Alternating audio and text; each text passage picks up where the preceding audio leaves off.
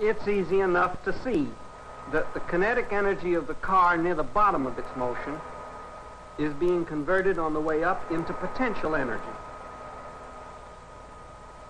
And is all potential energy at the top of the path. The potential energy now converts back into kinetic energy, and at the bottom there it's all energy of motion. The same kind of thing is happening here.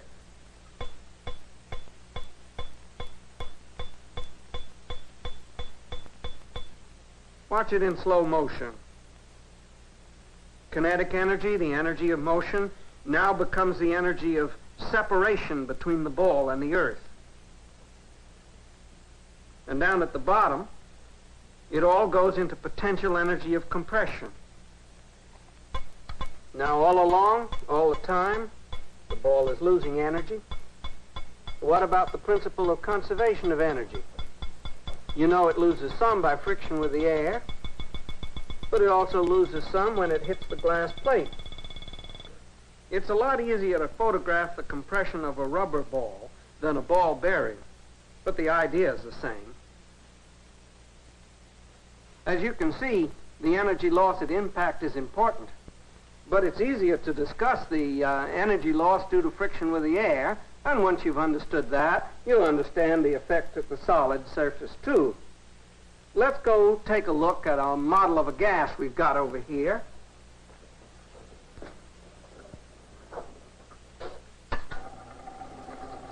First I'll drop in one molecule, and now I'll add another,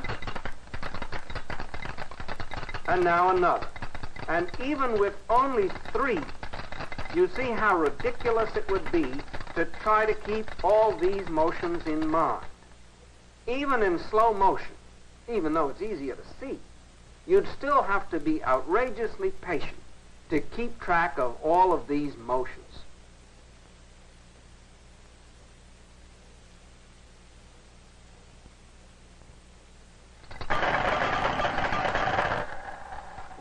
But with enough molecules, this motion, this chaotic motion, takes on a certain kind of order.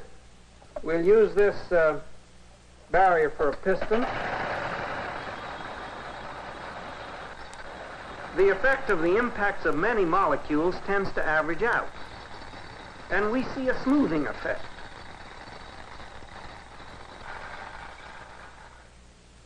Now, in a real gas, we substitute average quantities. For instance, for the bouncing of the molecules against the wall, for the collisions that impact against the wall, we take an average quantity called the pressure, the force per unit of area. You read it on a pressure gauge like this. And for the motions of the molecules inside the gas, what we do is to substitute for their average kinetic energy of motion, average kinetic energy of linear motion, a simple quantity called the temperature. You know, what you read on a thermometer. Now, what gives us the privilege of substituting a concept like temperature for the average kinetic energy of motion of the molecules? Temperature you've grown up with all your life, and the kinetic energy of a molecule is something that maybe you just hear about. The argument is really simple. It goes something like this. The kinetic theory of gases, the theory, says that the pressure in a gas is proportional to the average kinetic energy of the molecules. The average kinetic energy of the linear motion of the molecules. The text has it all worked out, but let's write it this way. One of these quantities, mv, comes from the momentum change at impact. The molecule hits and it bounces back, and the momentum change is, of course, proportional to the momentum of the molecule. And the other v comes in because the faster the molecules are going, the more molecules hit the wall. That's easy enough, and that's why we get the mv squared. Now, experiments say that the pressure in a gas is proportional to the absolute temperature. The pressure is proportional to the absolute temperature. This is a little more complicated than I make out here, simply because we use this relation to define absolute temperature. In order to clarify this notion, let's go do some experiments over here. We're going to observe the pressure of a gas as a function of the temperature. Here we have a container with 2 atmospheres of helium gas. Andy, would you take this? We're going to immerse it first in boiling water, then in melting ice, then in dry ice and alcohol, and finally in a bath of liquid nitrogen. Okay, Andy, can we start taking some readings?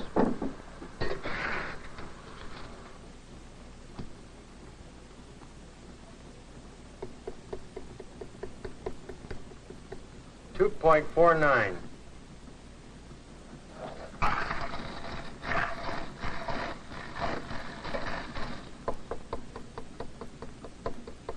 .81.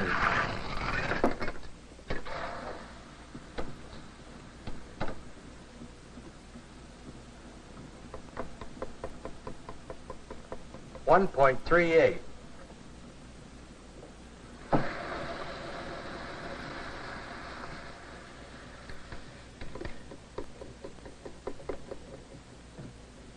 0.55. Now let's take a look at the pressure readings. They go all the way from above 2 atmospheres, from 2.5 atmospheres, all the way down to half an atmosphere at the temperature of liquid nitrogen. So let's try the experiment again with another gas. This time we'll pick oxygen. Okay, Andy, let's go.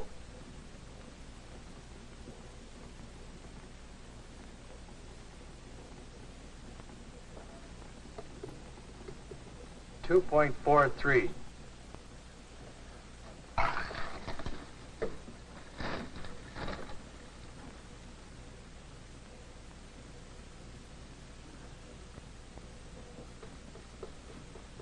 1.81.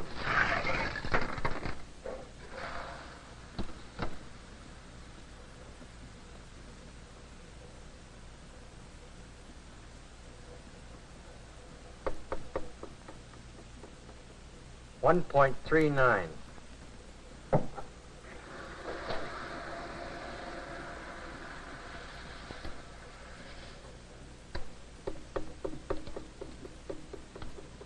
0.31. Let's take a look at the oxygen data. Compare the 2 sets of readings. Remember, we forced them to fit at room temperature at 2 atmospheres for both. But at boiling water temperature, and at melting ice, and at the dry ice temperature, they agree perfectly, as well as we could read them. But down here at the temperature of liquid nitrogen, the oxygen reading is very different from the helium reading. Some of you may have guessed already what went wrong there. Let's take a look here. Here's some liquid nitrogen in a tin can, and let me hold this so you can see. You can see the oxygen from the air condensing on the outside, and if you don't believe that's oxygen, just watch what happens.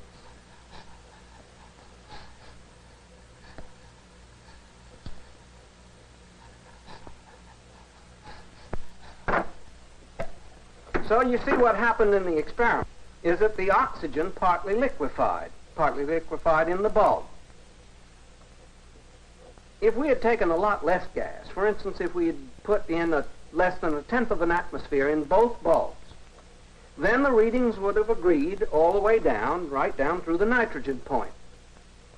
What I'm trying to say is this, that for gases that are thin or tenuous, like the gases in the upper atmosphere, if the agree at one temperature, if you take a certain amount of gas so that they agree at one temperature, they will agree all the way up and down.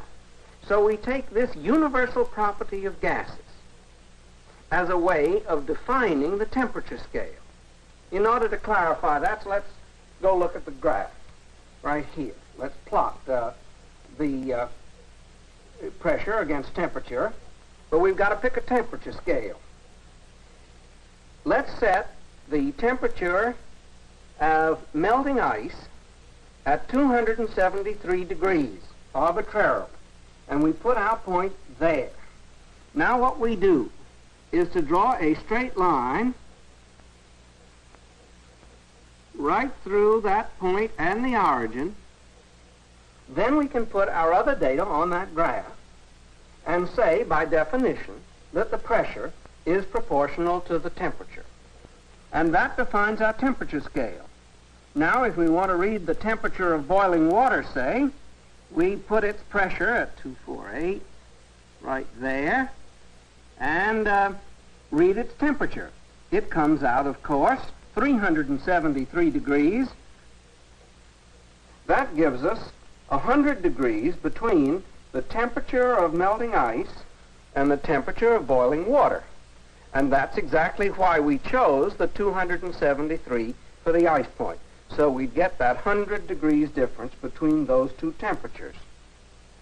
Now, if we want to find the temperature of the carbon dioxide slush, we plot its pressure at 1.4 right there. So it comes out 220 degrees absolute, and the liquid nitrogen temperature, the pressure from the helium graph, of course, we put right at 0.55 there. So it is at a temperature of about 80 degrees absolute. Now let's plot the oxygen point here. That 0.29 falls off the graph. You knew it would. And you know why? We started with too much gas in both of the bulbs. Too much helium, too much oxygen. They weren't tenuous enough for them to agree all the way up and down. Let's go back to the logic. What we said was simply this. From the theory, from the kinetic theory of gases, the pressure is proportional to the average kinetic energy of linear motion of the molecules. And we've just discussed that the pressure in a gas is proportional to the absolute temperature. We simply identify one with the other and say that T, the temperature, is proportional to the average kinetic energy of motion of the molecules. We simply measure the average kinetic energy of translation of the molecules by observing the absolute temperature. When a gas is hot, the molecules are moving fast. When it's cold, the molecules are moving slowly. But all of that energy is chaotic. It's random. Now, in a mixture of gases, with heavy molecules and light molecules, the heavy ones are moving relatively slowly, and the light ones are moving fast to keep their kinetic energy up. Even in the extreme case of these particles of smoke, in this Brownian motion experiment, the average kinetic energy of the smoke particles is the same as the average kinetic energy of the molecules of the air, even though these smoke particles contain millions of atoms. Okay, let's get back to our original question. What happened to the bouncing ball when it lost energy to the gas? In order to show what we think happened, we'll have a model. Here's a frictionless disk, which we'll let slide down an incline, gaining kinetic energy as it goes until it hits. Now, what would happen to that if it went through some gas? The best way to show that is to bring on some gas.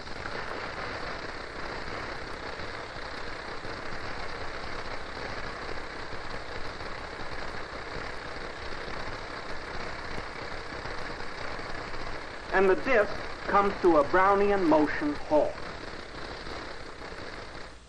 Let's try it again. The orderly kinetic energy of the disk is transferred into disorderly random motion of what we have called the molecules that were hitting it. It may not be perfectly apparent, but every time a molecule hit that disk, some of the energy of the disk was transferred over to it. In that way, the disk lost its energy to that gas of molecules.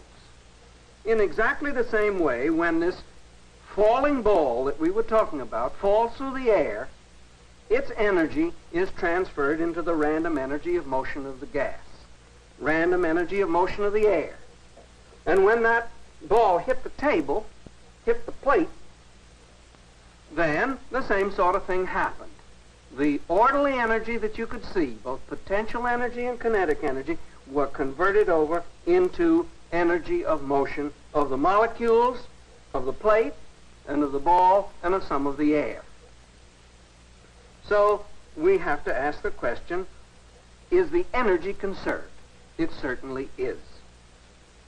Then where does it go?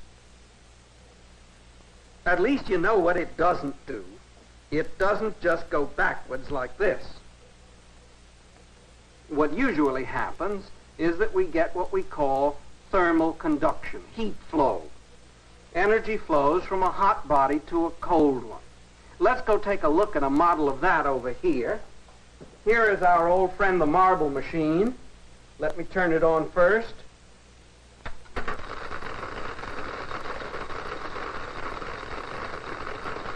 The marbles in the lower compartment have no effect on the ones in the upper compartment. They are separated by two bars with an insulating airspace between them. Now suppose we take away that insulating barrier. It's a little clumsy, but let me try it. Right, like that.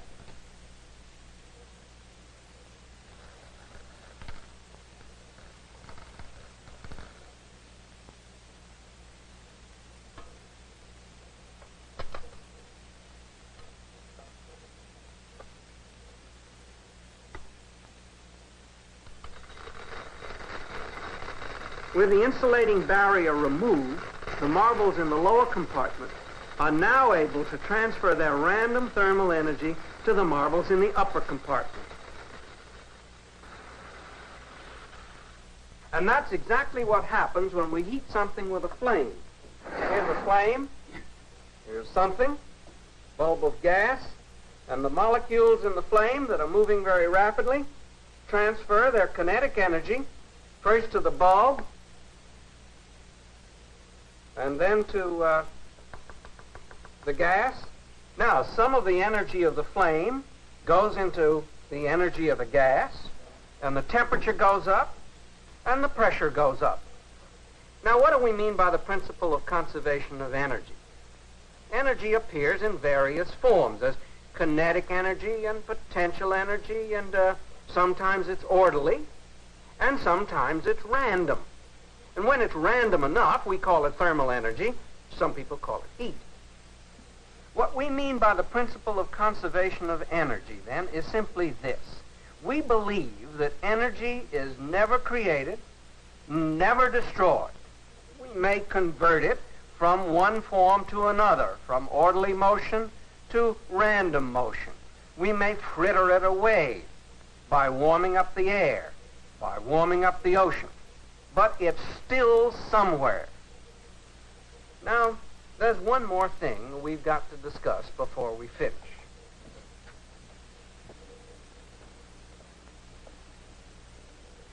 Now, when we transport energy, we might transport the whole material body, complete with the energy and all, like throwing hot rivets or carrying coal. Or we might have energy transported by molecular bombardment. We've just been discussing that. We call it heat conduction. Or energy might be transported by radiation. Usually this takes the form of electromagnetic radiation, say infrared light or visible light. In fact, most of our energy comes to us that way. It comes to us from a star, our own personal star called the sun. In the sun, the energy is stored by the atomic nuclei. And this energy is converted into random thermal energy in the sun, and that random thermal energy into radiation. And the radiation comes through space, and some of it is captured here on the Earth. And some of that, by the process of photosynthesis, is converted into trees. And the trees were converted into coal or oil.